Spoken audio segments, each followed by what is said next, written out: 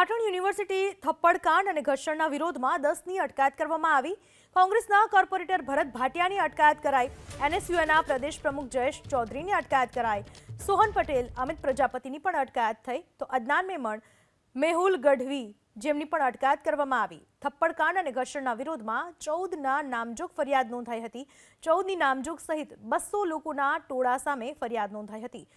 14ની નામજોગ પૈકી એનએસયુઆઈના 6 કાર્યકરોની પોલીસે અટકાયત કરી। કાર્યકરો સહિત ટોળામાં રહેલા 10 વ્યક્તિઓની અટકાયત કરવામાં આવી છે। તમામ 10 આરોપીઓના મેડિકલ પરીક્ષણ બાદ ધરપકડ કરાશે।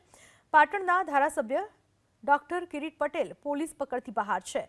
ચંદનજી ઠાકોર અને ગેમરભાઈ દેસાઈ પોલીસ પકડની બહાર છે। કિરીટ પટેલના પુત્ર પ્રેમ પટેલ વિરુદ્ધ પણ એફઆઈઆર, પણ તેઓ પણ પોલીસ પકડથી બહાર છે। યુનિવર્સિટીમાં લાફાકાંડની ગૂંજ પોલીસ સ્ટેશન સુધી પહોંચી। થપ્પડકાંડ થયાના 24 કલાક બાદ પોલીસ ફરિયાદ નોંધાઈ। જેને થપ્પડ પડી હતી એ પોલીસકર્મી ડ્યુટી પર હતા કે નહીં તેને લઈને સવાલ, કારણ કે ડ્રેસમાં ન હોય તેવા પોલીસકર્મીને થપ્પડ પડી હતી।